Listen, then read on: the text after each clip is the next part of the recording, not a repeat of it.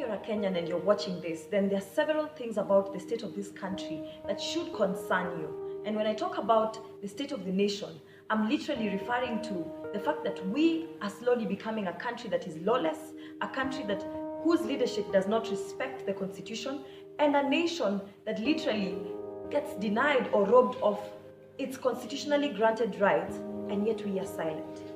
And if you're concerned, well and good. If you're not, this is for you.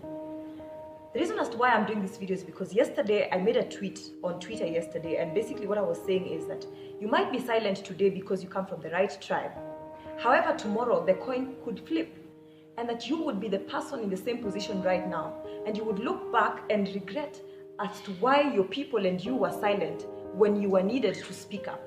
When we are in a country whereby, the courts, the custodians of the law basically give orders to the government to switch on television sets that were switched off with no reason at all, and we go silent when the government does not respect the same, then we have a problem as a country. When we are in a nation whereby individuals are arrested arbitrarily, and even in the process of being arrested, denied their rights as arrested persons, rights that are granted to them by the Constitution, and we remain silent simply because that does not affect us, it is none of our business, then we have a problem. And the reason as to why I'm saying we do have a problem is this: that when a country begins to disrespect the law, when a nation or its leadership begins to outrightly ignore the law and ignore court orders, then tomorrow we as a citizen shall be the victims, and there shall be no one to stand up for us. When we remain silent simply because it happens to be persons from a certain political divide, which is not necessarily the political divide that you do support, then we do have a problem, because one time things could change and different people would be in leadership who would probably inflict the same forms of injustice upon you, and there will be no one to speak for you.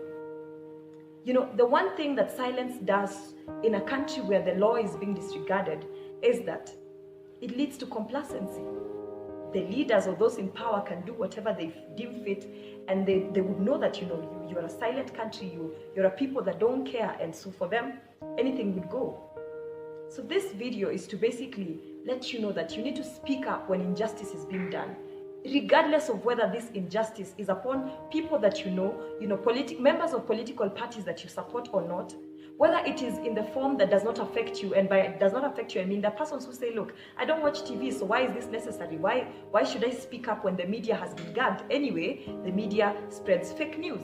But how many times does the media spread fake news? Do we understand the role of the media in a democracy, such that when the government decides to shut it down, we who don't watch TV, or we who are not concerned at all, are comfortable on our seats?